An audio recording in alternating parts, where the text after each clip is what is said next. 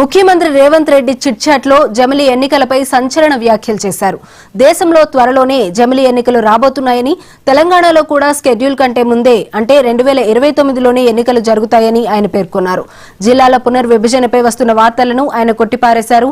ప్రస్తుతానికి జిల్లాలను మార్చే ఆలోచన ప్రభుత్వానికి లేదని స్పష్టం చేశారు.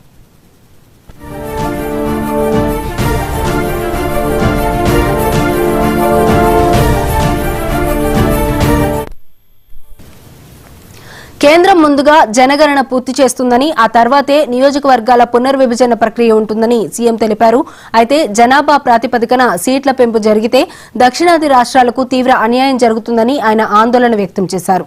భవిష్యత్తులో పార్లమెంటు సీట్ల సంఖ్య పెరిగే అవకాశం ఉందని, అందుకే కొత్త పార్లమెంటు భవనంలో 800 మందికి పైగా కూర్చునేలా ఏర్పాట్లు చేశారని రేవంత్ రెడ్డి ఈ సందర్భంగా గుర్తు చేశారు.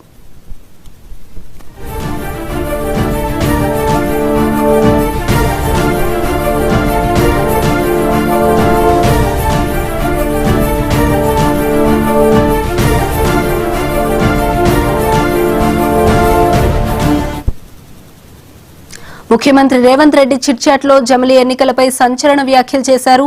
దేశంలో త్వరలోనే జమిలీ ఎన్నికలు రాబోతున్నాయని, తెలంగాణలో కూడా షెడ్యూల్ కంటే ముందే అంటే 2029లోనే ఎన్నికలు జరుగుతాయని ఆయన పేర్కొన్నారు. జిల్లాల పునర్విభజనపై వస్తున్న వార్తలను ఆయన కొట్టిపారేశారు. ప్రస్తుతానికి జిల్లాలను మార్చే ఆలోచన ప్రభుత్వానికి లేదని స్పష్టం చేశారు.